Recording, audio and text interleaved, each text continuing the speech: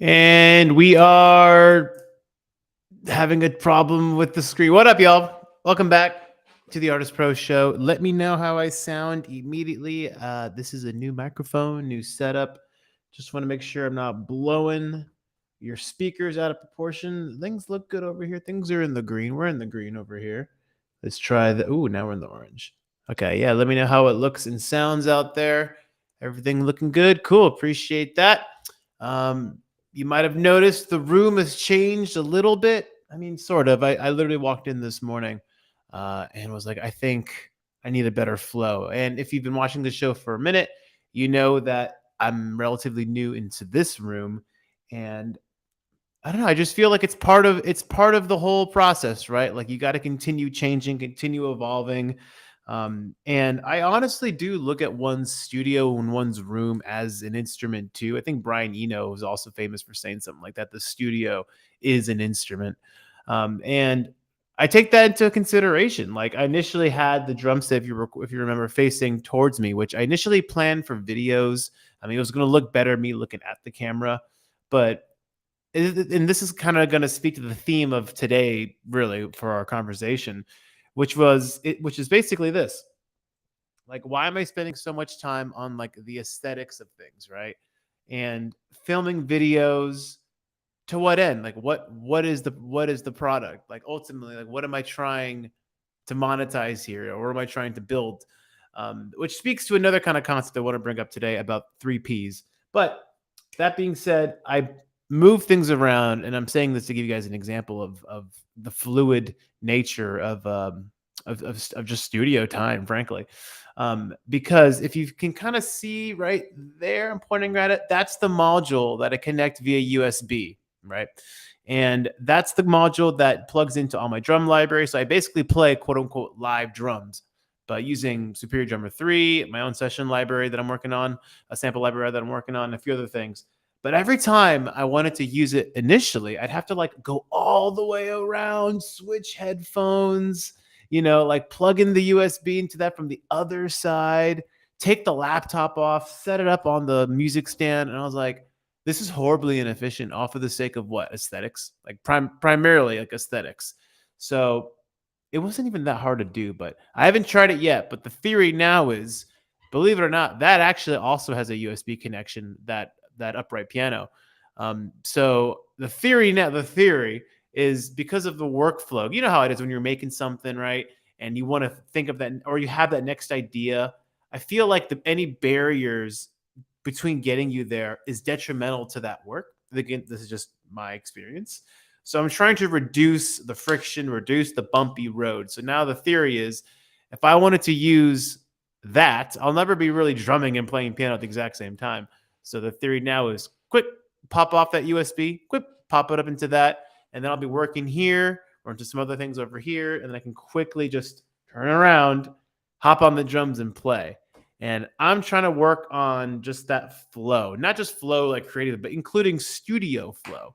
And I feel like any of these barriers to entry are going to be detrimental. Because think about it, because sometimes I'll even be like, yeah, I can play a drum part, but God, now I have to get up and do the whole thing. Like, no, I should never have that. Like, yeah, well, I could, but it's gonna be a pain in the ass. I feel like you got to reduce as much pain in the ass moments as possible in your studio flow.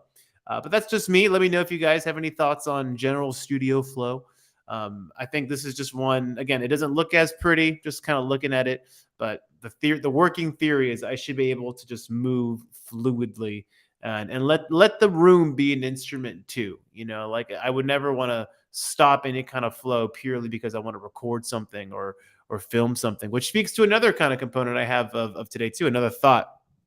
I mean, I'm just going to be spewing off some general thoughts today. But again, this is not a one-way conversation. Yes, there is a chat section here. So if you guys have any comments on anything I'm saying, want to spark the conversation, you can manipulate this conversation. You truly can, just by getting in the chat, having a thought, having a question, whatever it might be, getting in there and manipulating the conversation in real time. That's the beauty of live streaming. But another kind of general thought I've had as well is, what's the purpose? Why are we doing this? What's the point? I think we've had that conversation kind of a lot, but I mean so in the sense of this, like on one hand, like it's tempting for me. I don't know if you can kind of see, I'll point at it right there. There's a camera set up over there. There's a camera set up over there as well. And I have another one kind of floating around for whatever it might be. Another kind of like just general thought I'm having here is, yeah, I could keep pumping social media and getting some likes and whatnot. And maybe the out of sight, out of mind thing that I'm always worried about can be alleviated by me, posting videos. But I'm always going back to like, okay, great. To what end? What's the product? At this point, speaking from just for me personally on my Rizik project, I'm still working on finalizing some songs. So I'm thinking like, well, what's the point? Like my product is just gonna be my old music, which I guess could possibly remind you to check out my old music, but I'm not really interested in that. Like if you already know my old music, it's there for you to check out. It's all good. But I feel like now that I'm matured in the creative cycles that I've kind of gone through over time, I'm left reminding myself like I don't need to keep posting all these things when there's no product really yet. I mean, there's a product that's previous, but I'm not promoting anything. Like, what is the ROI on this? So I'm not exactly feeling the same urge to constantly of top of mind for people. It's an addiction, by the way, just in the same way that social media is an addiction. Like external gratification is an addiction in many ways. And for particularly for someone like me, who, as someone who's recently gone through therapy, that's just, nothing wrong per se, but I'd like to explore some of these things with another person. And I'm recognizing more and more that external validation was something that kind of, not gonna say sadly, but has definitely motivated me in a number of different ways, particularly for the fact if you go back to childhood, growing up as Hisham Dahud in a school full of Courtney's, Dan, Stevens, and Chris's, you might imagine I didn't get much external validation. So, and not to mention my early stages of my career, like my early 20s, I experienced a lot of early rapid success. So it's kind of created this need for me to keep getting external validation. And this is just me, by the way. So yeah, it's tempting to post videos of ain't I great, ain't I so talented, the same bullshit. But from a more pragmatic, frankly, a business standpoint, like why? What's the point? Why? Well, seriously, like there's maybe an indirect benefit of maybe staying of present mind for certain people, but ultimately, I feel like unless there's something that I can tie all this content back to a core product, then there really is no point. And frankly, that has removed a lot of the pressure to just play, to just be here, right? And again, that's just kind of where I'm at today in this phase of my career. And before I address the other the evolution of the three Ps, which again, if you've watched this show or followed me for a period of time, you're familiar with the early three Ps, but I've uncovered another new set of three Ps that I want to get into. But before I do that, I do want to say what's up to the homies. James Shen, good to have you back. Welcome back. Mike Warner, it is always a pleasure to have you in these streams, my friend. Great to have you here. If you don't follow Mike, please follow him across all social channels. He is a master when it comes to music marketing and playlisting in particular. Chris Kane is back. Holy shit. Welcome back, dude. It has been a hot minute. Good to have you back, dude. Hopefully you submitted a new tune for us. Actually, before you guys even submit music, let me double check because Typeform, the submission portal that I've been using, has acting funny. It wasn't even loading earlier. Okay, now it's loading. Okay, never mind. False alarm. The whole platform just wasn't loading for some silly reason, but now it before we speak too soon. Okay, yeah, it's loading. Go ahead and submit your music. It's all ready to go. Again, if you use the QR code in the right-hand corner, the left-hand corner of the screen, or if you go to theartistpro.com, you can submit your music and we can listen in. Oh, Chris Kane has already submitted music. Thank you so much, dude. I appreciate that. And a Fashionista-itis, what up, dude? Welcome back. Good to have you here. The Impulse. Welcome back, Ruslan. Welcome back to the stream. Good to have you here. And yeah, I got music coming in from from Fashionista-itis. We got you. Chris Kane, we got you. If you got some more music you guys want to submit, throw it in here. I got a track or two for you guys to check out as well. All right. The other set of the three Ps. Oh, yeah. That's what I wanted to talk about. If you guys recall, a lot of the times I talk about the three Ps of just general music career growth, which have always been planning, preparing, and positioning. Those have always been the three Ps that were instilled into me from my mentor, Gian Fierro. And they're pretty self-explanatory, right? Like, number one, have a plan of some kind. And by the way, even if that plan isn't necessarily concrete, the best played plans of also often go awry. Um, just generally speaking, like I'm not expecting when I say like have a plan as to what you want, where you want to go to, that you have it all figured out, that you have it all mapped out. But the real strength of having a loose plan of some kind is to kind of at least give you some direction so that you're not bouncing from the winds of fate, as I say. Like if you're just out there on the ocean and the wind is blowing everywhere, like you're just going to get pulled wherever the wind is taking you, right? So at least having a general compass, a general direction, by planning out how that might look like short term and long term, by the way, fashionista itis, long term or short term, depending on what your goals are in that given moment. But planning is, there's a great quote of, what is it? Failing to plan is planning to fail. In some cases, I agree with that. In some cases, I really don't, because I think it also depends on the phase of life that you're in the early stages, especially as you're trying to get yourself established. Planning has a lot to do with it. As I evolved in my career and it was a little more, I wouldn't say necessarily stable per se, but just a little more, I don't know, confident, defined in kind of who I am and what I'm offering. And frankly, like I wasn't, still am, like not as like hungry looking for things. Like at this point, I built a network, I built a reputation, built a community. I don't have to like go like hunting all the time, basically, is what I'm saying. So planning is very important as the first P. Preparing, P, number two, planning and preparing. Okay, now that you have a general idea of what you want to do and what you want to accomplish, what are the skills, tools, and resources you're going to need, right? Whether they're technical skills like music production, mixing, etc., and other just general like things you might have to prepare for. Preparing how to edit videos is an obvious example I can throw out to you right now, right? So planning and preparing, and then of course my favorite P of all of the early ones is positioning. Planning, preparing, and positioning. Positioning yourself for success, to meet the right people, to have those chance encounters. Obvious examples are moving to a city like Los Angeles for me was a great example of positioning.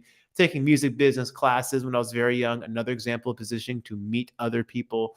To from attending networking events to again, another form of positioning. It could be argued that posting on social media is technically a form of positioning, right? Letting people see your talents. Post yourself singing, post yourself playing the drums, post yourself producing music, post yourself, you know, doing those sorts of things. That could be argued that that's actually also a sense of positioning as well. So planning, preparing, positioning, those are things I've been talking about for the last like 15 years, frankly, since it was ever really introduced into me.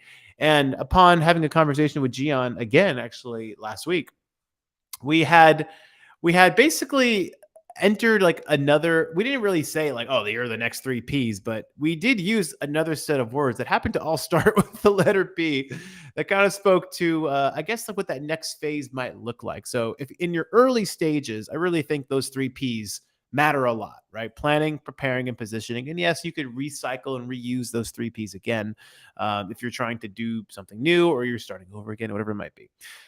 But the second set of P's that I uncovered with him were in the context of, obviously him speaking to me about where I'm at in my career. So planning, preparing, and positioning aren't as regularly used every day. Positioning, I would argue, is used all the time. So is preparing. I mean, these days I'm not as planning as intensely, but the second set of P's might apply if you're in a more evolved state, a more matured state of your music career, or frankly, this I think applies to any career really. But I think it particularly applies to music professionals because I mean, in the context that we're talking about here, we are independent. I'm independent. I don't have a job. I'm self-employed. And musicians are their own, you're the owners of your own creative business, right? So the second set of P's goes like this. Instead of planning, preparing, and positioning, we have passion, which I know is totally overused, but hear me out. Passion, pedigree, and the big one, payment. Passion, pedigree, and payment. You can begin with planning, preparing, and positioning. Very important, obviously. But yeah, even I've entered. This is the phase I've entered in. I think I've been here for a while, but it's just so nice to add a nice cute three P thing to it too. Passion is obvious, right? Like we're here despite despite the fact that like I've had these thoughts all the time of like I could legitimately go and work for a badass like marketing agency, an advertising agency, work for a label, like a big label, how I once did technically, here in LA, and make the crazy loot that I see people who I either collaborate with or my clients work with some of these people. Um, I've thought about that. Like I could easily transfer these marketing skills into just broader entertainment marketing skills, but I just don't have a passion for that kind of shit. I've been in corporate life. A part of my passion is to escape the grind, the corporate grind that I mean, it sounds so cliche, but yeah, it's just because just take a look around as to the infrastructures and the systems that have been in place to limit the human spirit, as cliche as that sounds, but that's how I really feel. Like I just don't feel like the human spirit could really thrive in environments like that. So I have a passion for music itself, obviously, and as much as I've wanted to run away from my marketing side, I'm passionate about that too. I've kind of uncovered that as well. I used to look at marketing as kind of something that's I've been begrudgingly good at, like, oh, like it's just, my trade. And that's kind of where I've distinguished this, by the way, as well. I used to think like, how the hell do you become a music marketer, like a prolific, impactful music marketer and a music artist? Like, aren't those kind of at odds?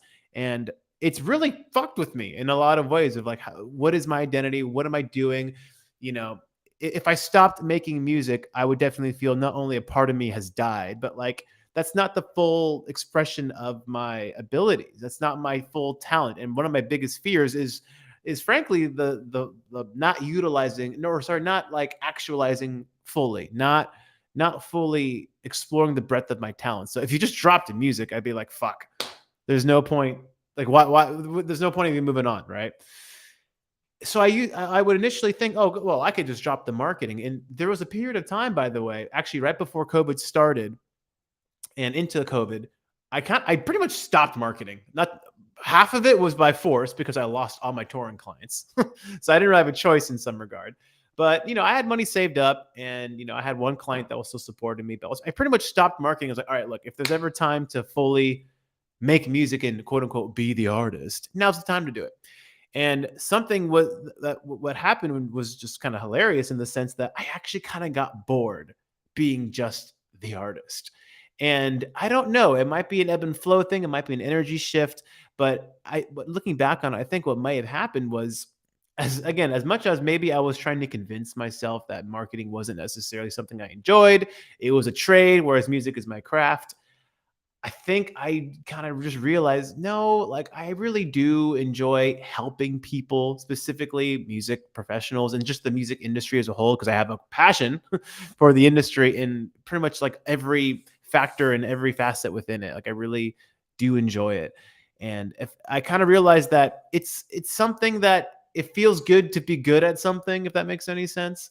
But I was able to distinguish between the two in that marketing is a trade. If you look at the language, trade. I will trade you my time, and I will trade you, doing things that you either may not want to do or not are skillful at, but frankly will affect your bottom line somehow in exchange for financial resources. So it's my trade.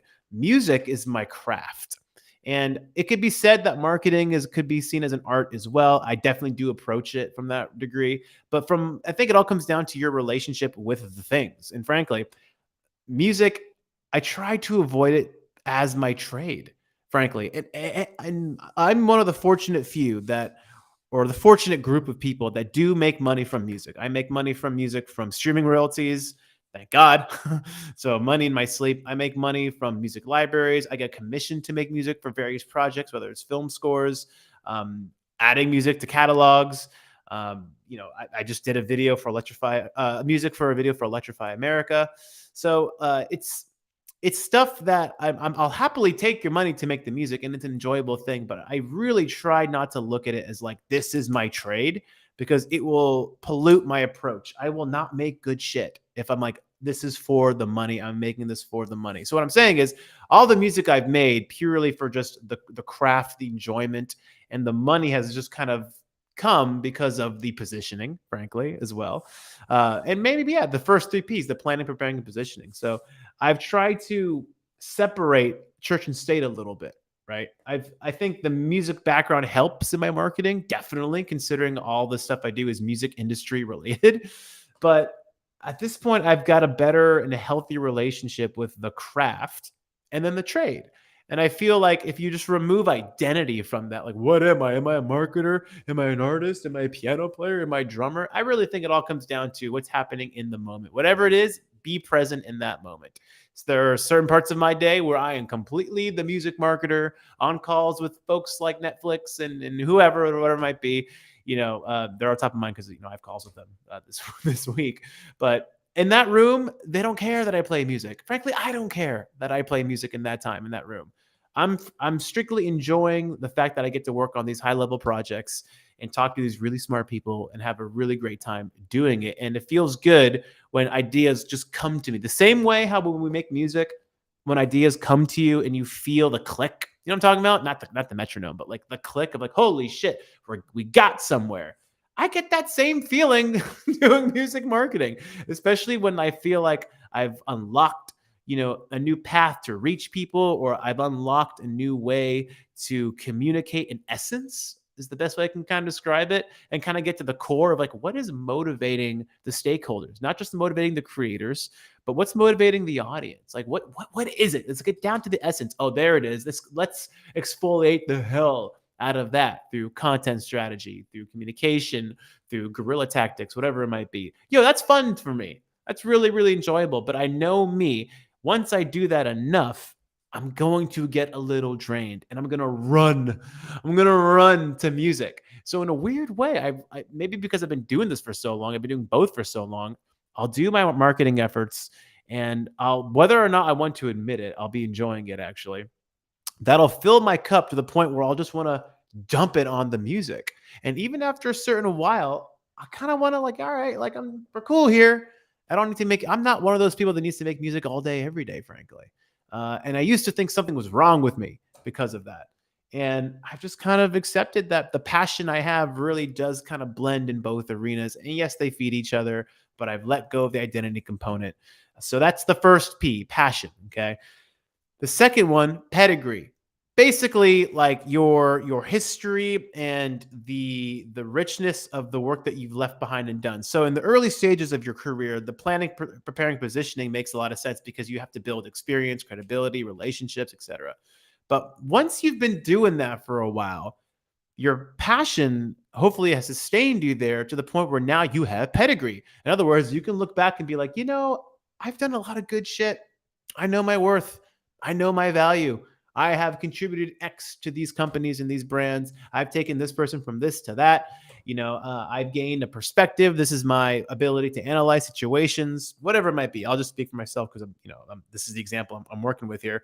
But when it comes to the pedigree, that doesn't come overnight. Obviously, that doesn't even come like in the early stages. So I feel like, yeah, you shouldn't really be focusing on the pedigree of what you've done so far until you really have something to show for a body of work in other cases, right? So that really goes nicely into the final P, which is just payment. And the early stages of my career, payment wasn't as big of a thing for me. Positioning was the most important one. Positioning. How do I get in the right rooms? How do I get in the right rooms? How do I meet the right people? How do I build enough of a community around me? And it took a fucking long time. Okay. But at a certain point, I felt that while I was able to work for cheaper or take lower salaries, because again, I wanted to get in, you kind of feel yourself like, no, I'm cool. I'm not cool making that little money anymore. So payment comes in with the pedigree, not the passion part. I feel like you can't really get paid for passion per se. It's great to have passion as you present certain things and present yourself into whatever you're doing, but the payment and pedigree kind of go hand in hand. And in time spent, I don't think that you should get paid more because you happen to be doing something for just X amount of years. Like, okay, like, but what have you done? Has it been good work? Have you been consistently rehired? Do people like you? Do you have a good reputation, etc.? So that's the three P's of kind of where I'm at now, is that planning, preparing, positioning got me here for sure. And now that I'm here, passion, which I feel like you have to kind of assess, like, am I still passionate about these things? Thankfully, I am, despite the fact that sometimes I feel, and I think we can all relate to this, that it doesn't love you back sometimes. Like, why are you being so difficult? Why can't I figure this out? Or, Why am I trying? Why am I trying too hard? That's another thought that's been popped in my head lately as I've been working on music personally. It's like, why am I trying so hard? Like this, if I'm not feeling it, step out of the room, go for a walk, chill out, or just don't even turn this shit on. Sometimes by having all this stuff set up, I have this like weird anxiety of like, shouldn't I be using that? Shouldn't I be playing that? Shouldn't I be playing those? Shouldn't I be practicing over there? Just by having all these things constantly set up, I think subconsciously, while you may think it's like, oh, this is good, it's all ready to go, but sometimes I feel it could be counterproductive for me. Of like, it makes me have this pressure that I need to be working on things.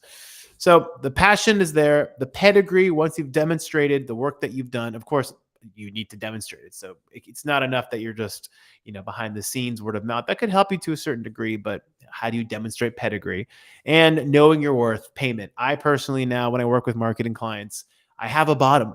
I have like, no, it's not going to be worth it beneath this level, because I know I will be resentful if I'm working my ass off, especially if I'm getting great results. And I'm like, but you're only paying me like that much. No, it's my bottom. And I know I won't care enough. If I feel that by paying me my rate for what I've told you, I think is worth it, based on the fact that, either you came to me, I came to you, but the fact that I've established the passion, the pedigree, right?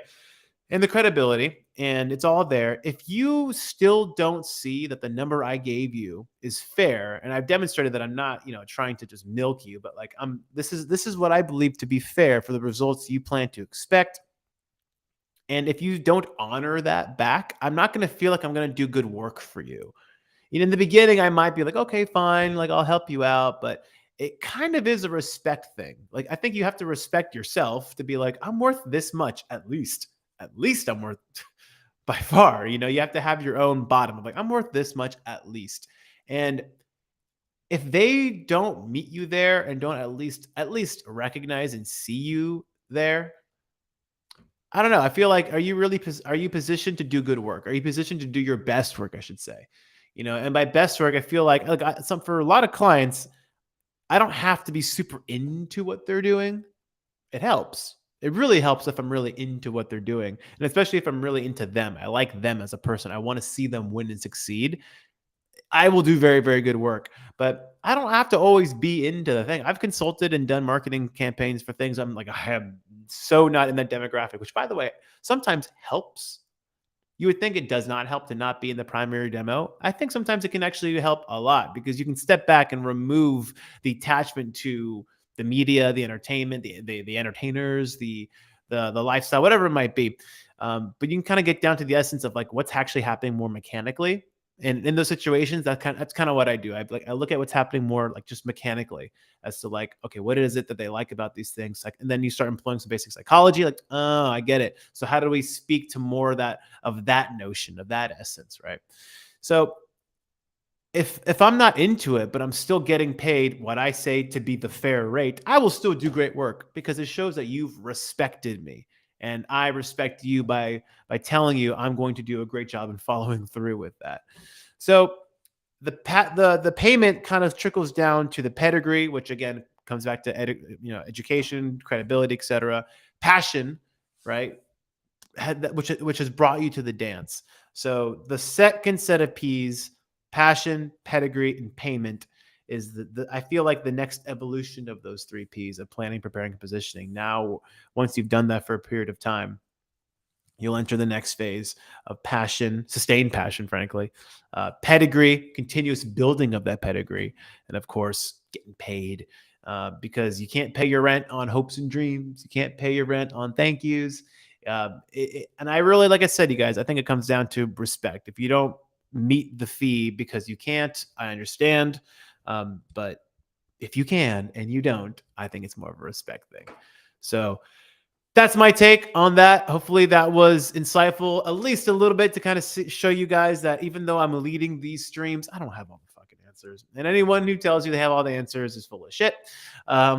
Frankly, especially in this like wacky creative field that we're in.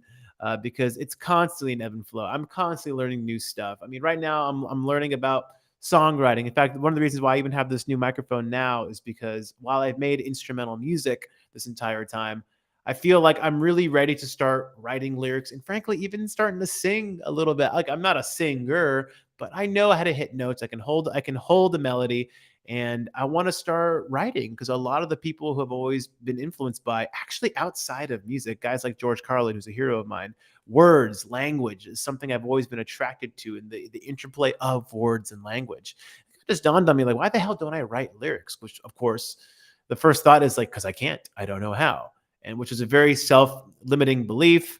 And like, I'm not trying to get all cheesy here of like, you can believe in it, do what you can. But yo, we really do set the boundaries for ourselves, don't we? Like any kind of limiting factors and beliefs, we totally set them for ourselves. A great example of this, I was at my 7 a.m. workout this morning. I do group exercises, so I just like not having to worry about what I'm doing today at the gym. I just like going in, see everything's on the screen, have a trainer yell at me with a bunch of other different people and push me. But one interesting exercise at the very end of our workout, after we're all just destroyed, he's like, "All right, I got one more thing for you." So of course the groans start, but we're all in a plane, kind of like, oh, more work. But he did a really interesting exercise, not exercise physically, but he showed us. He's like, all right, guys, let's just little pep talk. Everyone raise your arm above your head as high as you can. In fact, if you're watching this, why not? Let's just do it together. Raise your right hand above your head as high as it'll go. Okay, keep it there. I know this looks kind of weird, but just keep it there. Great. Now push a little higher. And that was kind of like the aha moment of like, he asked, go as high as you can. And for some reason, people just kind of like, okay, it's here. And when he's like, all right, go a little higher, everyone could go a little higher, which is to push yourself a little further. And what the workout was 23 burpees in 1 minute. It's like we've done the research. If you can do 23 burpees in a minute, you should be all right. And the minute goes by, I do all 23. And I do it actually before time is up. And when he goes around the room and asks, like, all right, so who finished the workout? Who got all 23? I was like, well, I did all 23 before the time. And he asked me, he's like, great, did you go beyond that? Like, why didn't I push myself? Like, why did I initially think I had a limit? Why did I think the limit that he told me, 23, was enough? Like, that should be good here. I could have done like another 2, 3 before that minute was up, but I opted to just meet his expectation, the 23. And I was like, yeah, why did I do that? Why didn't I just have it intuitively, like just push beyond that?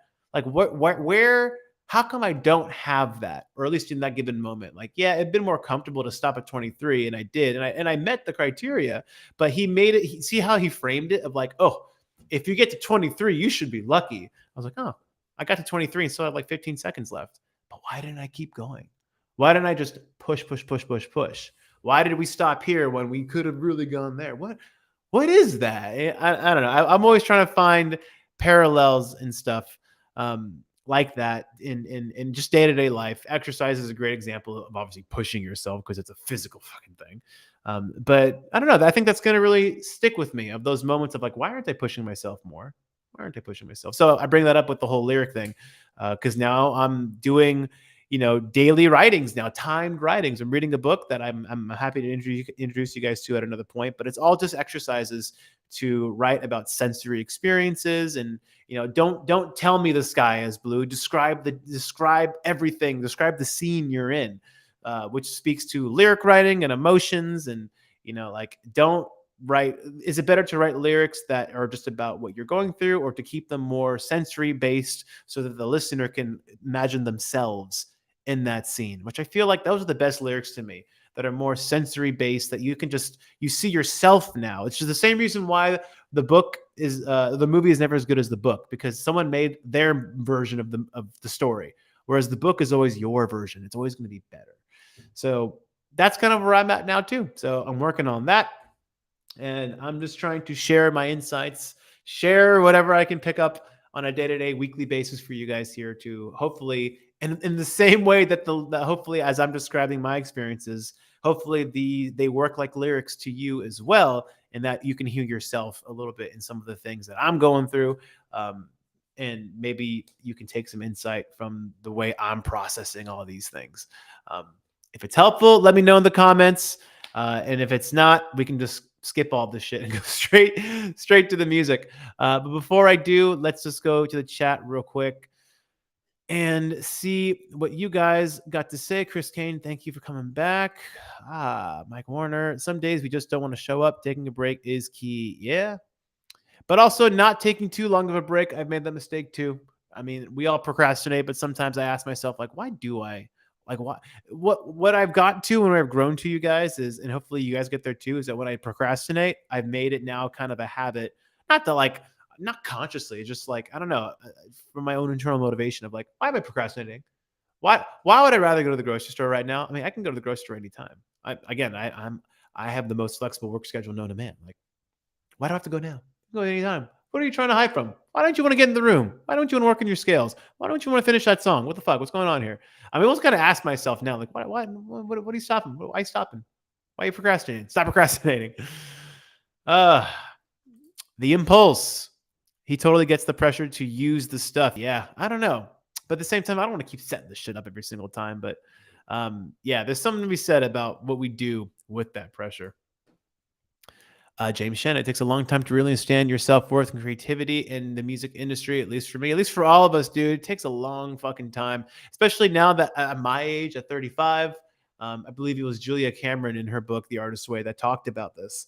That like once you start reaching your 30s as a creative person, that's when I think a lot of people, to make a break for them. And like they might break because they might look around and be like, oh shit, Billy just bought a house.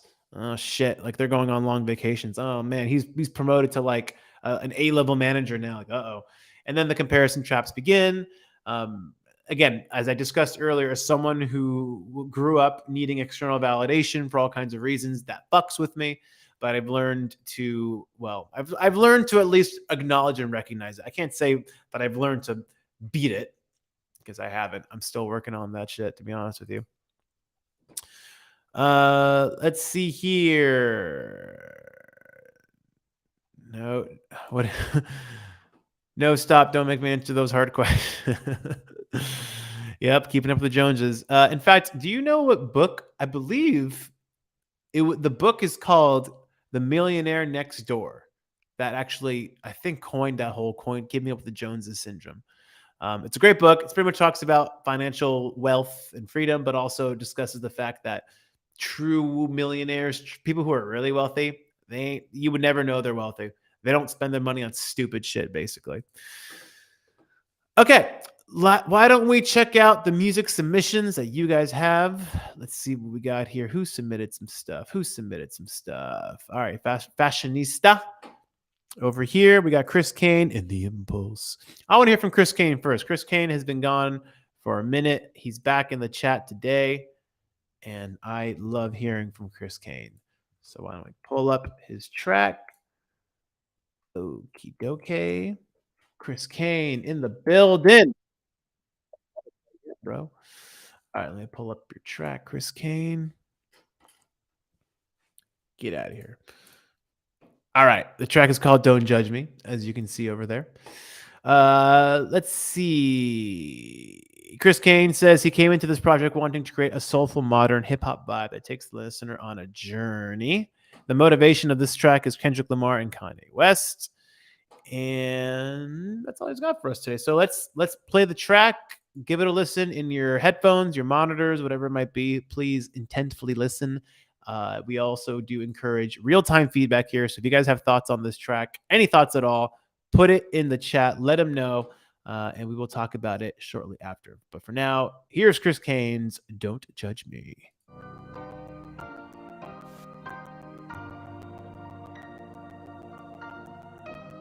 This is Kane.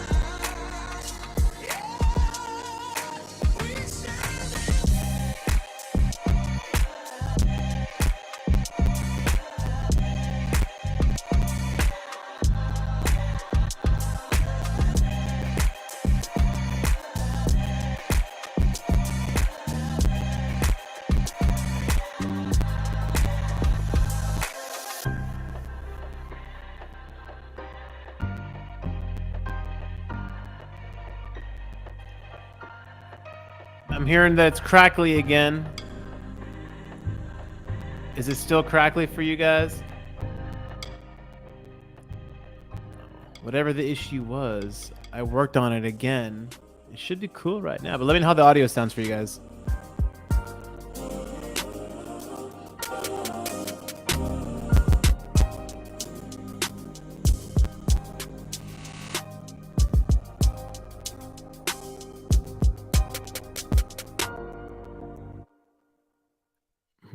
Well, first of all, I have thoughts on the track, but before we go into that, if the audio wasn't good, let me know because I restarted the computer again from last time, changed all my audio settings, and I thought also that maybe the volume control might have been an issue as well.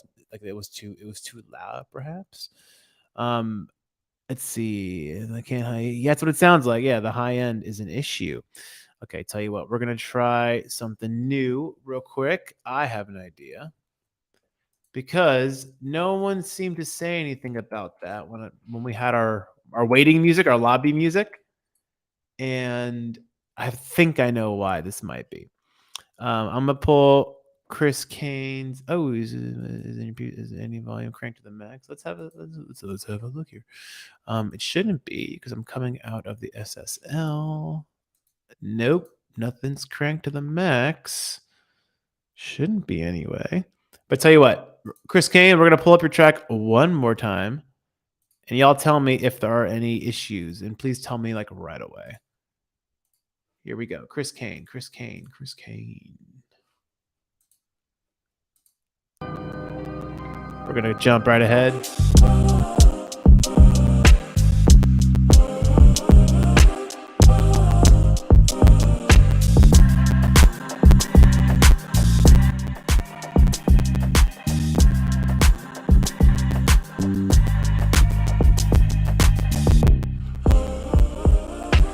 How's the audio? Damn, still doing it, huh? What the hell?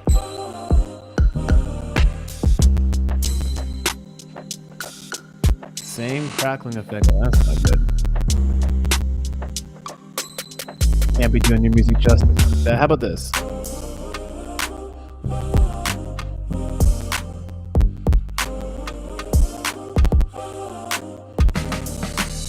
SoundCloud, you're killing me. Yeah, there was no issues in previous streams. I know. Tell you what. Let's go to YouTube. Chris Kane, tell me you got something on YouTube. Oh, Chris Kane, where you at? We just have Kane, wrestling Kane. Lovely. All right. Well, yeah, I don't know what's going on here. It is bizarre. Well, let's see if there's another link here that I can pull up that isn't. All right. Quick experiment, if you guys don't mind. We're going to pull up a Saison track that he submitted last week. You guys tell me if this one's bunky too. Not the track, but of course, just the quality. Tell me if this is still crackly, please.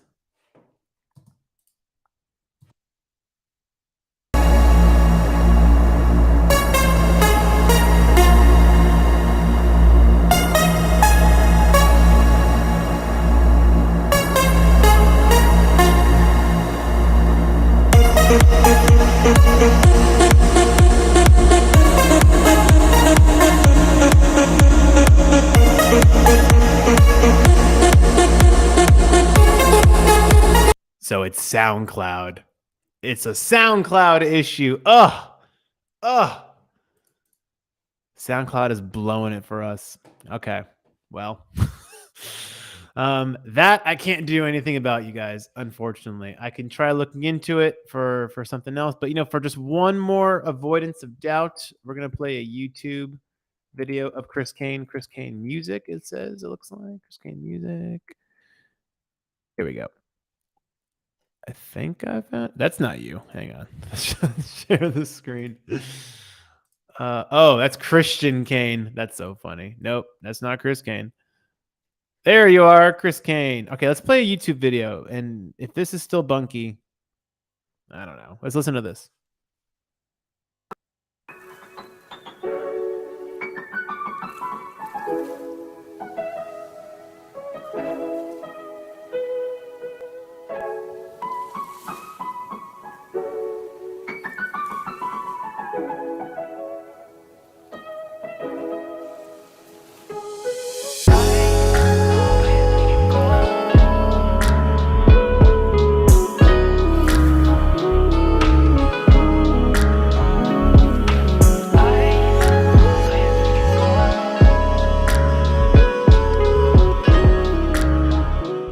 so annoying. It is SoundCloud. Oh, bummer. Bummer. Bummer. It's got to be SoundCloud and some bitrate nonsense. Yeah, that's very frustrating. Okay, well, if anyone has a track that, that I could pull up that's not on SoundCloud because SoundCloud sucks, I think Fashionista said that I can download his track. So let's see what's up here. Let me pull this up. Let's pull this up. Fashionista. Oh my god, it's the autoplay. Oh, yeah, we can download it. Okay, great. But now that we've downloaded, all of them are still mono, not giving stereo width. That's also very, very annoying as well. All right, I will look into this. If anyone has any ideas or thoughts, let me know. But in the meantime, I think I might be able to just download and play them, starting with Fashionista. Pull up the track. Hey, man, we're live, baby. This is what happens when you're live. You can't rely on other people's platforms. Can I pull up this? All right. Tell me if this works. We're learning on the fly, y'all.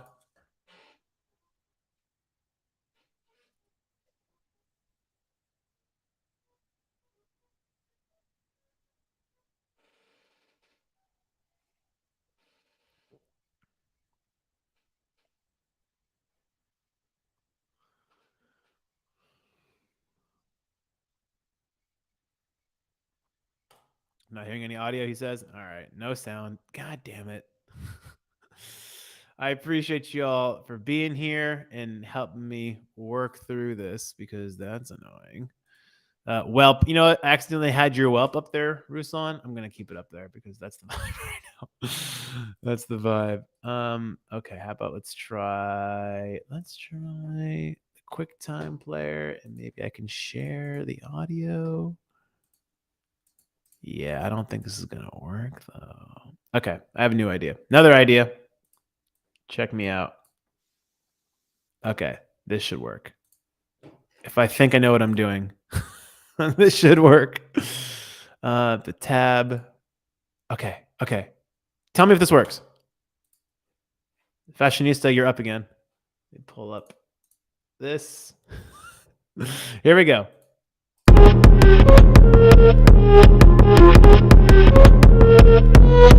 Let me hear that.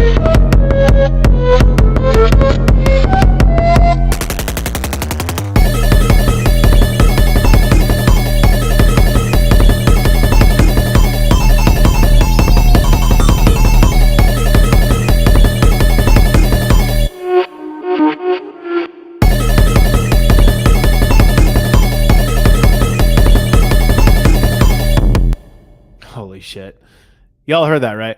Good. Fashionista, you know, your tracks are so wild, dude. We got Chris Kane. We got to play it again. We got to play it again. It's only 35 seconds, but there's just so much going on here. Let's play it again.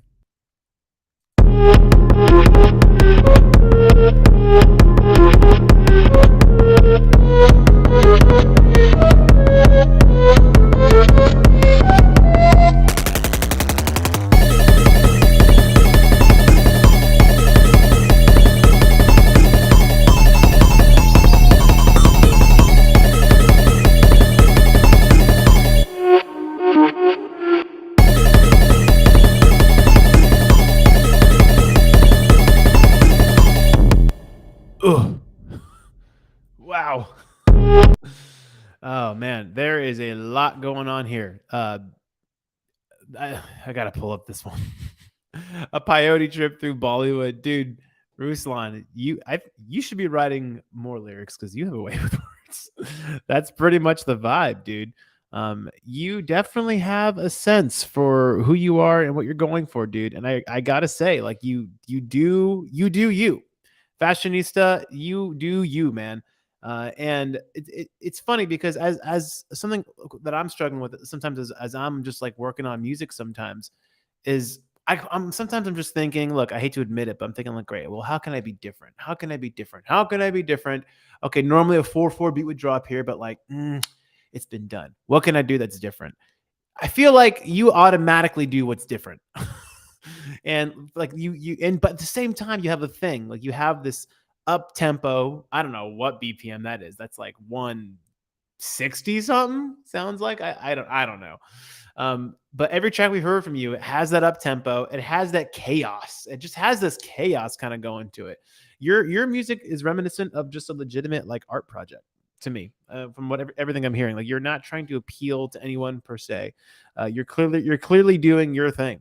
And I feel like what really is missing is just a visual element to what you're doing, man. And I kind of like the fact that your songs are like 35 seconds and stuff. And it doesn't sound like their demos. It sounds like, no, this is it. This is kind of what I'm going for. Um, I mean, yeah, I don't really have any other kind of feedback aside from like next time you submit something, like I'd love to see something visual with it because that's the only thing seems to be missing to really kind of completing the story a little bit. This is what my brain sounds like after 5 coffees. Again, it speaks to the value of what you're doing here. In the same way we just described how like, sensory lyric writing is about feeling present, putting yourself in those situations. Like, so it's not about the writer, it's about the listener. That's what his music is doing. That's what I think Fashionista-itis' music is doing, is that it is instrumental, but it's definitely putting us in the mind of putting ourselves in our own mind by taking us on this like wacky fucking wild trip. But I really feel like a visual would really, really help in a lot of ways here. But really good stuff, dude. Controlled chaos, indeed. He says he's got something visual for us. I can't click on that link for some reason. I'll pull up your gram maybe a little bit later, but I do want to get to Chris Kane. I want to get to Chris Kane because we heard your track, but I want to hear it in better quality. Well, I heard it in good quality, but I want to make sure everyone else can hear it in good quality as well. Same thing, Ruslan, the Impulse. When you submit your track, what actually would help for me, dude, is just let me download it. Go ahead and let me see if I can do that now. Can I do that now? No. If you will, on this track you got here, just go in your back end and allow for downloads so I can pull it up. Same thing goes for you, Chris Kane. If you don't mind sending me a track that I can download. While you guys are doing that, I'll pull up a little track.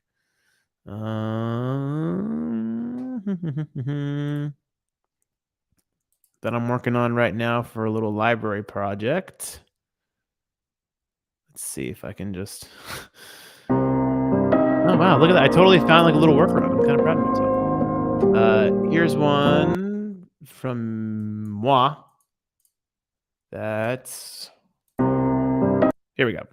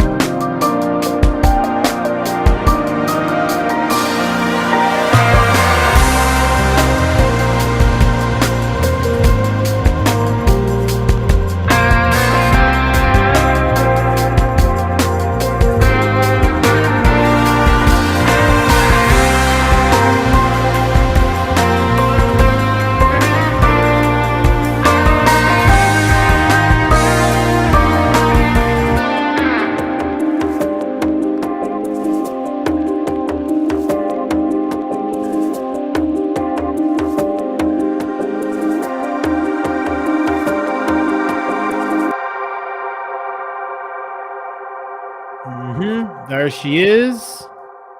It's funny that Chris Caney mentioned that has sync potential. I literally this is actually for a licensing company for sync. I got a few demos that I've got for them. So what you've heard here, this is actually very much a demo, and it's still which what I really appreciate about these dudes that I'm working with right now is that they are very adamant about real instruments, like no splice, anything. So they initially commissioned me for just kind of like lo-fi, but like don't do like typical boring lo-fi. So I just kind of did the Rizik thing, and they're like, okay, we like this. But it's going to be more like this is going to be like a Rizik kind of release through this licensing and sync company. But so what you heard is a demo. So Ruslan, to your question there, the early beats, the lo-fi kind of beats were just programmed, and then yeah, like crackles and vinyl, typical lo-fi stuff. But then on the actual, I mean, it's not really a chorus, it's kind of like a climax. I switched to the quote unquote live drums. So I'm playing those drums, but I'm using libraries. So that was Superior Drummer 3 through the Elisa's kit.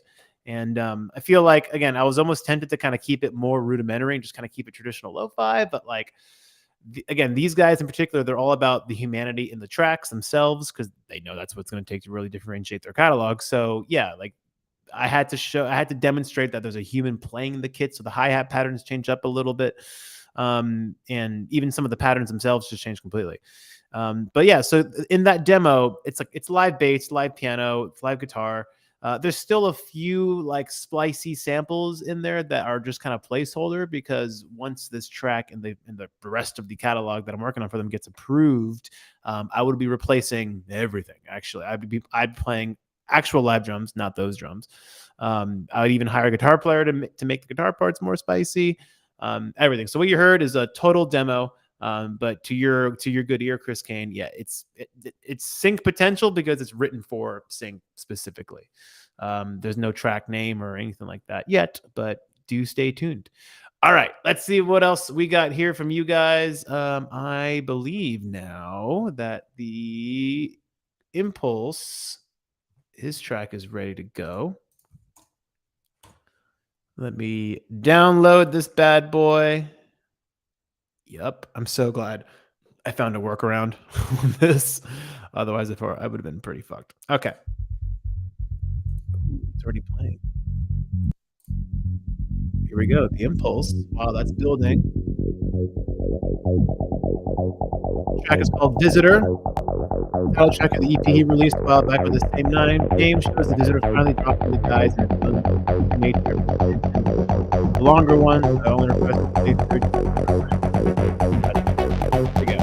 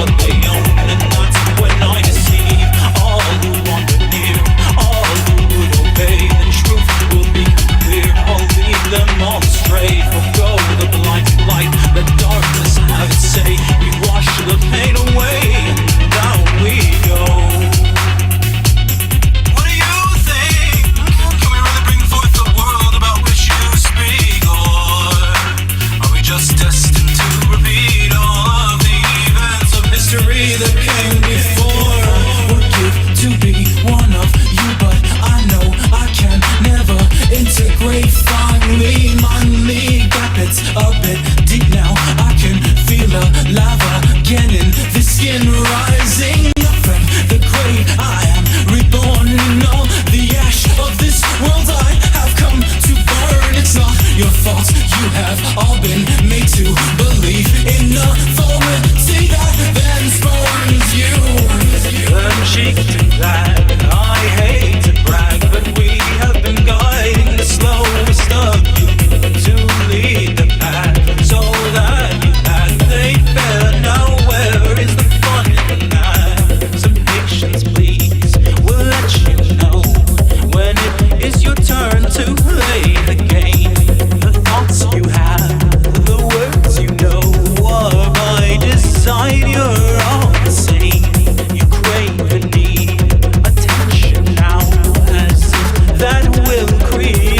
success. Just sit back and fully allow our old disease to do the rest. And when you speak of God, do you know that you speak of me? Do you think that this is your world or your reality? Oh, I've seen all worlds burn on fire and stars collapse into black holes, and I came across your kind that realized there is so much further to go. Out into the void, out into the fall, terror of the night, I come to claim you all, hoping to belong. Interesting. When you, what was the lyric? When you, did you know when you speak of God, you speak of me? Boom. Yo, that one got me. That one got me. And look, I'm very sensitive to lyrical content right now because I'm literally like studying this shit and practicing it every single day. Um, One thing that comes to mind, Ruslan, is like again, if you've been following the show for a while, you've heard the Impulse's music, you know his style. He said he was proud of that one. You know, that one's amazing. I really do like that one. Um, the way you write the instrumental part of your music, again, it's very progressive, it's very stacking, it's very, very linear in that regard, and your lyrics follow a very similar kind of pattern, right? And I feel like your lyrics and songwriting, again, just only because I'm very sensitive to this kind of stuff at the moment, it's very stream of consciousness, and I feel like there's what you could really make use of a couple of things. Number one, repetition, I feel, is missing a bit in some of your songs, only in the sense of like the themes are so cool. Like that one line right there is super dope. Like I feel like you can synthesize what you're trying to say into like very fewer words and even phrases and repeat them. I feel like especially these days, you guys correct me if I'm wrong here, but I feel like especially these days, you don't need the long-winded narrative, you know, the long, deep lyrical stuff as much anymore. Like the long-winded lyric writing, I guess you can say. I feel like if there's anything I've learned from the streaming era, especially, is that you can distill down like these prompts, Ruslan, to just like phrases that speak to the concept and not so much literally describe what's happening necessarily. So I would even say, like, especially track that like this, take some of the best bits of like the of what you're trying to say, and remember, how do you do them in a way and describe them with words that are more sensory based so that we can start inserting ourselves into the position and start inserting ourselves into what's happening. So you say like the visitor coming down, and removing the guys.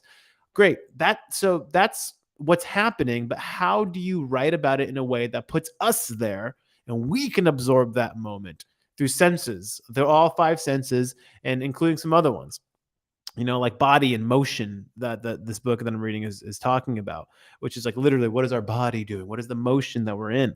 That would be the only thing I would say is that like how could you make this much simpler and do it in a repeatable way that, and I'm not saying do it in like choruses that we have to like, that'll have a mainstream pop appeal. No, dude, just our brains are feeble. We have attention. Everyone has ADD. Like, what can you do to make these things more synthesized and more direct, but also allows us to put ourselves in the scene, not so much you literally telling us what you're seeing and what the scene is. That'll be the only thing. And he says he's been on the fence about repetition, but hey, man, if you've been on the fence about it and you haven't tried it, that might be a reason why you might just want to start trying it. Try different things, try different stuff that you may not do, normally. But Chris Kane says he can hear the horror thriller sing for sure. Yeah, Ruslan's definitely got the impulse. Real name Ruslan definitely has that down. The whole like uncomfortable comfort thing and that the big tension. He's very good and very I guess proficient at the tension. Chris Kane, I'm gonna pull up your track one more time and we're gonna hear it in its all its uncrackly glory. Let's see what we can do here. We're gonna download the file and we're gonna throw it up. Here we go. Should be out of line. isn't it autoplaying?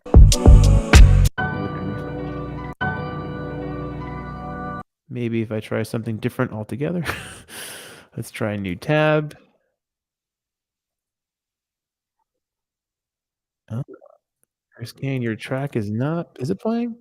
Oh, it's playing. My whole thing's been messed up. Here we go. It was playing the whole time. We're gonna do the window. Don't judge me. No, that's the name of the track. You can judge me all you want. Here we go. Chris Kane.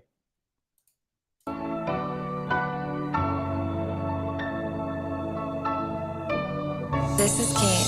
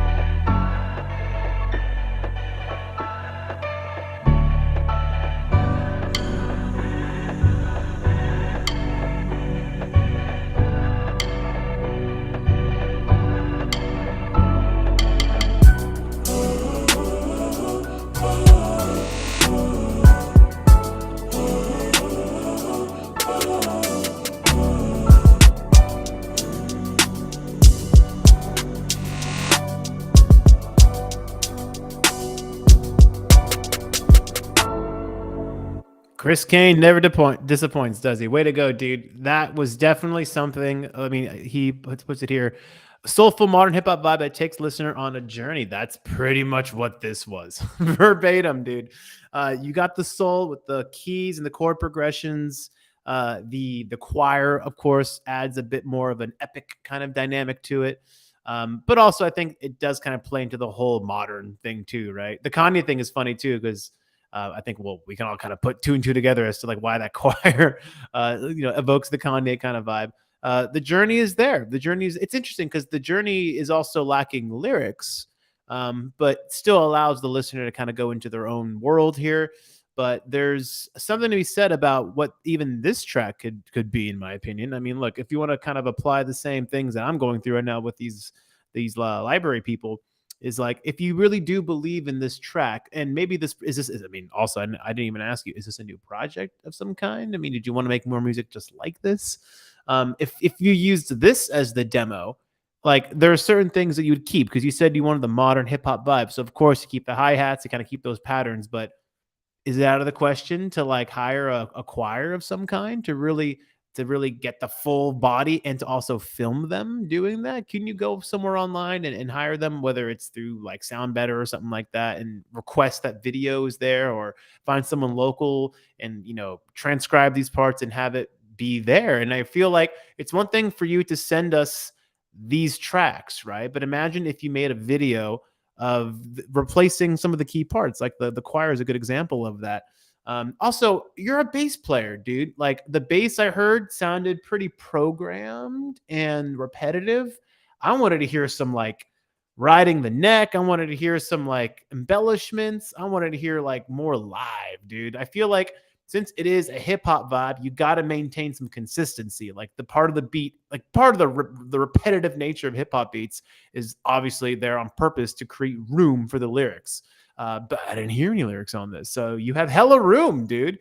And you're a bass player. Like let that shit really like punch through. I mean, there are so many bass player producers I can think of that when you hear them, you go like, okay, they're clearly good producers, but like their voice is their bass. Like that's the instrument. They're not obviously hitting just root notes all day. They're really dancing with their bass. They're really singing with their bass. So that's the only thing I would say if you want to really lean into this project. And look, I actually had a conversation with the dudes at that licensing company, and they are the whole idea of replacing splice sounds, and it speaks to like where we're going now. Like it's too easy for so many people to come up with laptops and DAWs and things like Splice to do what I call just like musical Legos. It's just you're getting samples and you're just stacking them on top of each other and fucking with them. But like we're churning out so many producers and not that many musicians. So in a sad, pathetic way, musicianship and musicians is kind of the commodity right now. Like that's like why is that the hard thing to have? But I feel like if you have those skills, you can incorporate them and really let people see, not just hear, but see that. You know, I had a big insecurity that I came up in music. Again, I'm in a weird, people my age are in a weird area, right? That like we grew up without the internet, but then like we came of age with the internet. And obviously there was no YouTube and Instagram back when I started making music. So I didn't start really getting into DAWs until like fucking my mid 20s. And I was like, oh my God, I'm so behind. But I've learned that my advantage was that I spent all that time before learning instruments, particularly drums, piano, and stringed instruments. And learning the DAWs is something that I can do easily now. So what I'm saying is that if you have the musicianship, it needs to come front and center. And in this era of samples, sample libraries, even if they're really good, you have to ask yourself, like, what can I do to just, again, if your arm is up here, what can I do to just go up there a little bit, right? Why do you have to settle for the choir samples or the choirs that you may have played on Omnisphere or whatever it might be?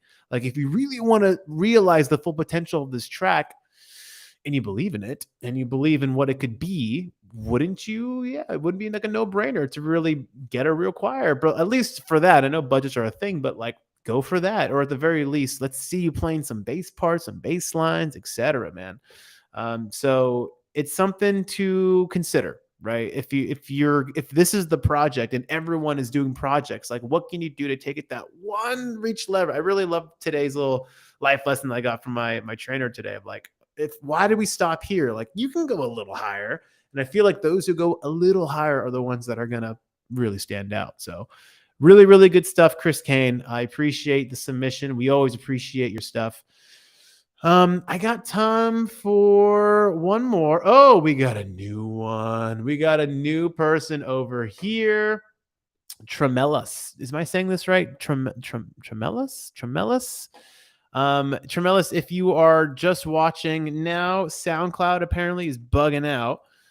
So unless your track is downloadable on SoundCloud, it's going to sound all crackly and nasty. If you can make this track, which he's called Four Walls, downloadable for me, we can play it. Look, I'll try to play it, but for some stupid reason, SoundCloud is not. It's just sounding crackly and stupid right now. So if you don't mind, please make it downloadable. Oh, it says tremolos. Word up. Okay, he's enabled downloads. Thank you very much. Download. Yeah, appreciate that, dude. But unfortunately, SoundCloud just being stupid today. We don't know. We did a whole test. You missed it. We did a whole test on Dropbox, on YouTube, and we found out that SoundCloud is the issue. Before I pull up the track, I asked what the project is, and he says, trying to make the sound of deep techno, hypnotic styles fused with influences of 2006, 2012 dubstep that I grew up on Moodwise. It has to sound like my environment of rainy Britain at the nighttime, melancholic yet uplifting. Ooh, dude, melancholic, uplifting. That's my shit. I'm super into that. He says he's pushing the intersections between hypnotic sound design, ambient, and bittersweet hard times. I'm in. I'm in. I'm in. Let's pull up the track. Let me pull it up over here. And while he's doing that, I'm gonna while we're listening, rather, I'm gonna pull up his socials so we can take a look at that too. But yeah, we got a newbie. Everyone say hello to Tremulous. Hopefully I said that right. Sounds like he's coming all the way from Britain. Trem loose. It's French. Say trem loose. Word up. Well, I'll try to get it. Here we go. Here's the track. I will pull it up. Let's welcome our new member to the Artist Pro Show. Here we go.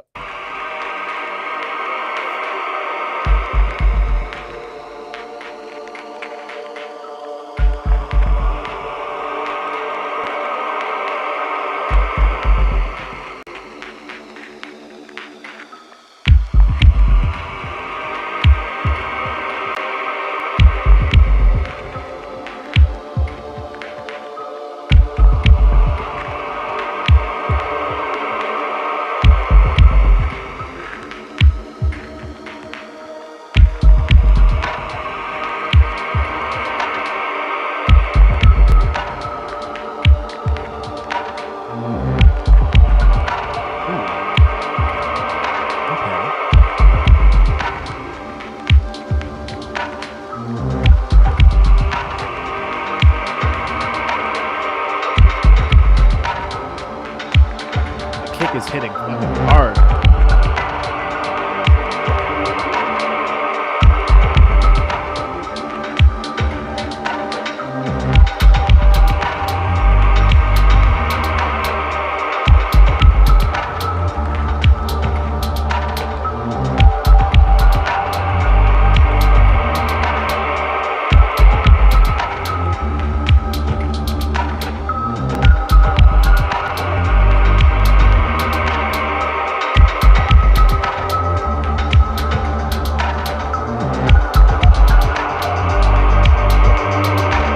Do love the rhythm. The kick is consistent.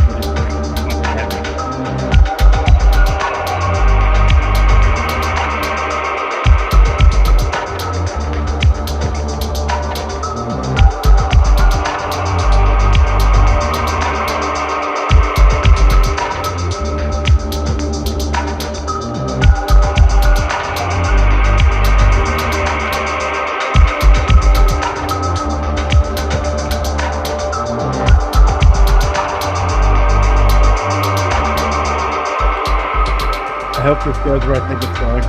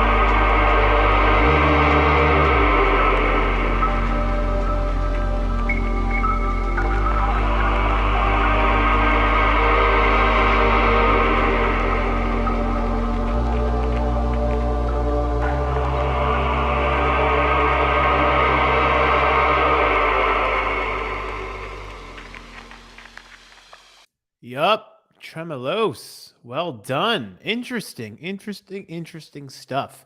So it's very funny how you set us up with the hypnotic deep techno thing. The breaks, the boom, boom, boom, so that halftime. Since you set me up with the whole techno thing, I was expecting at some point four on the floor would kick in and we'd really be grooving. But you didn't take us there. Um, Again, like the feedback we have. First of all, we have to thank you for submitting your first track to the show. We appreciate new music from new people. Always a pleasure to hear that. So thank you for doing that and trusting us to listen intentfully as we try to do here all the time. Um, the feedback comes in the form of this. From a vision standpoint, it's there from what you've described to us. This hypnotic techno, but yeah, the dark but also uplifting kind of vibe. Um, just general from what you were telling me the project is designed to do. The hypnotic part is there, the dark part is there. And again, this is only just one track. I'm sure you have a whole catalog here. The uplifting part I could have heard more of. Again, I don't know what your intention was. So for instance, I didn't hear an actual lift, like a literal lift. I thought towards the end, as the bass was kind of changing some notes, I thought we're eventually going to go towards those emotional chords. You know what I mean? And I noticed that from a mix standpoint, a lot of the other elements, from the synths to the higher plucks, they were very buried. Like the main focal point of the track seemed to kind of center around from the mix, I guess, from the center around this sample of like static, and like it just sounded like electric rain kind of falling on you, and you're kind of just, if that's the kind of vibe, imagine like Silent Hill, like you're kind of walking through like the fog, but like you're something is continually pushing you with the rhythm, hence the deep hypnotic. You don't know where you're going. But if you were going to continue that analogy, we never found the light. I guess if that makes any sense, we never quite found the light that we were going for. Hence, like there's no uplifting. I didn't quite feel that. I strive to make like kind of uplifting kind of stuff too, and I guess my way of doing it is having chord progressions that kind of strike the emotional chord, but then I'll start implementing like things like strings. I did hear like one synth kind of arp towards the end there. I was expecting that to kind of have a consistent lead, a melody, and then you were going to drop a bass, like you were gonna like lift with the bass. I didn't hear that, but it goes down to what you're going for, dude. So if you told me I'm going for dark, hypnotic, electronic soundscape music, I'm like, boom, you nailed it. But if you're going for the uplifting thing, I think there's more that can be done with simply just moving the bass around a little bit towards more uplifting notes. And instead of having that static be the main focal point in the mix, having other elements that could be more uplifting, that just has a bit more of a variety. I know Ruslan, the Impulse, was laughing about the layering, with other people write music in layers and stacks, which again, there's nothing wrong with that per se. And you kept things relatively interesting. I was just, again, expecting, because you set me up, you told me you had an uplifting, intention to have a chord change or something where like, okay, now it's very emotional, or something to that effect here. So that's just my general feedback based on what you've told me or told us that you're going for.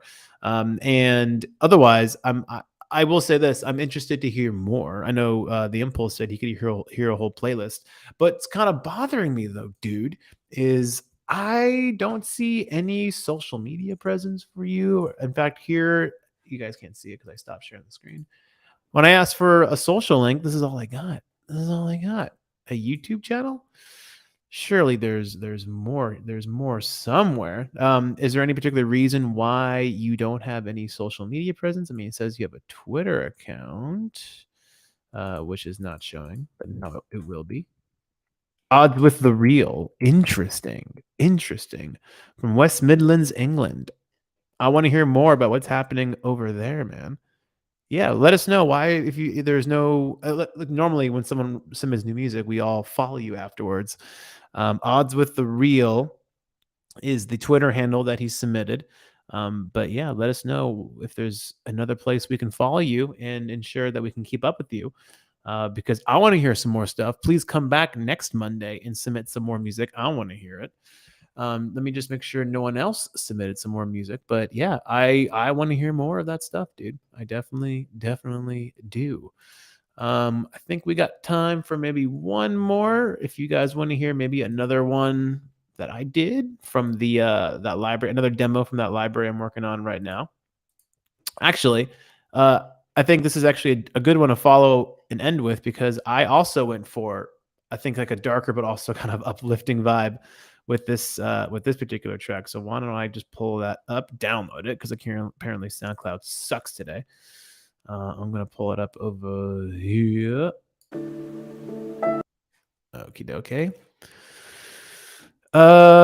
He says if you look, there's a music video. It's an audio visual. Oh, if there's an audio visual, hold on, stop everything. Let's go. If it's an audio visual project, let's go back to the. Oh, okay. He's got something here. It's 7 minutes, so we'll check out a little bit of it. Oh, come back here. Okay, can you guys see this? Nope, no, you can't. It's got an audio visual. Let's pull up the audio visual.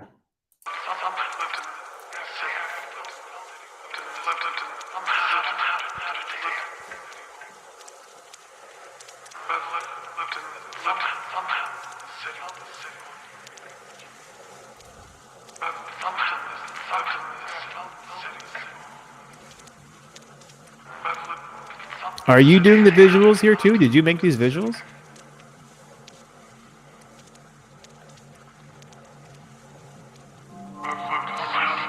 Oh, fuck yeah. He made the visuals. Well, let's check this out then.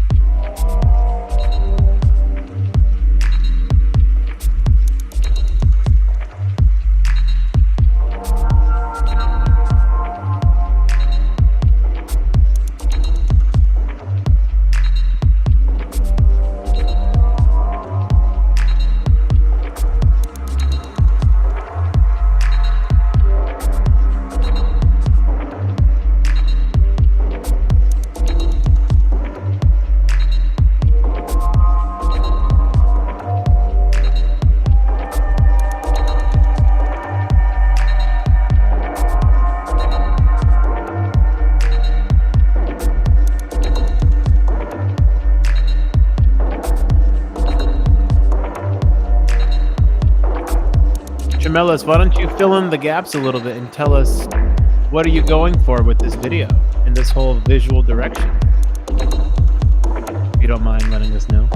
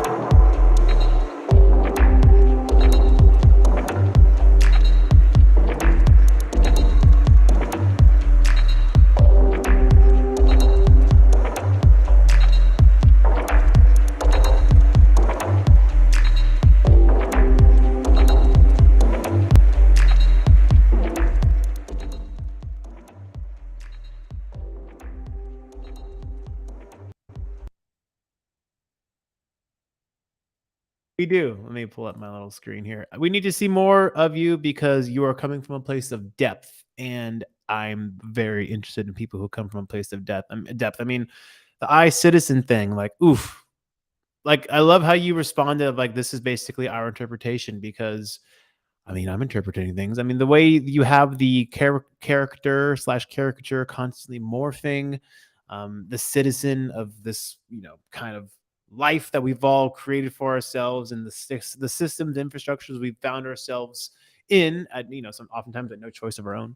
I'm able to take in a lot of things there. I like how you've left just enough clues with the visual and even the title of the track to be like, oh, all right, let me see what I can interpret here. And then I see this like, yeah, this citizen of this, globalistic kind of planet that we're all in now, this globalized planet, and the aimlessness, the hopeless, what I'm interpreting is the aimlessness, the hopelessness, this constant morphing. But it's like, is anything really happening to that person? Is anything really happening to us? Are we all just kind of numb in this void?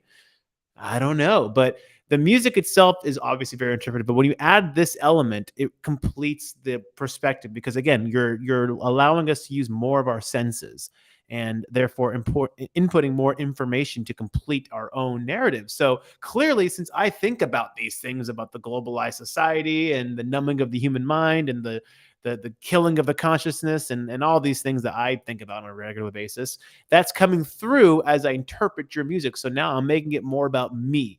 I'm interpreting it. This style of music has allowed room for me to insert myself in it, which is, I love that kind of shit. And I know the Impulse loves that kind of stuff too. In fact, maybe the Impulse, you guys should collab on something because I feel like you guys would make some good stuff. Please do exchange information, follow each other on all the platforms, the Impulse and Tremellis, because I really do dig this kind of stuff. And I love the depth. And you guys both come from depth too. So I think you guys would make some really, really good shit. Come back, dude. Come back on the stream next week. We do the stream every single Monday, same time. Let me see if anyone else submitted any other music. And nope, that's going to be it. Let me go ahead and pull up that one I was talking about that I thought was more of like the uplifting thing too. Let me make sure you guys can see all of this. Yeah, y'all definitely got to collab on something, follow each other or something. We're gonna end with one more track from me. Another demo for that sync project I'm working on, but it definitely speaks to the uplifting vibe a bit more. So Tremellis, I mean, look, take of this what you want. I'm not saying this is how you make uplifting music. No, just this is how I do it. I'm pretty sure this has some of those elements. So here we go. This track has no name or anything. Still a demo, but check it out.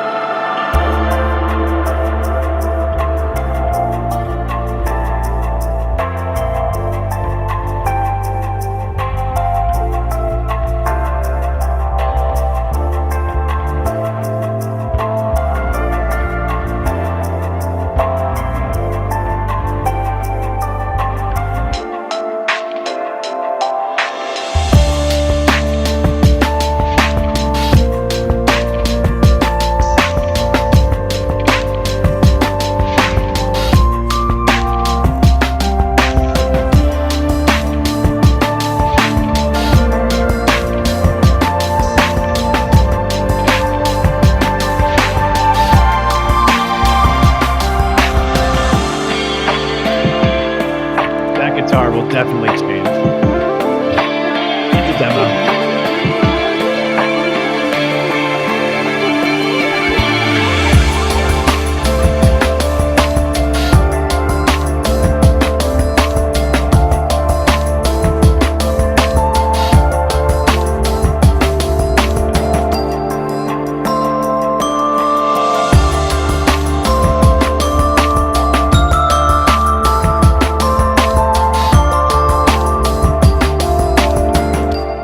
Here's the lift that I was talking about right here.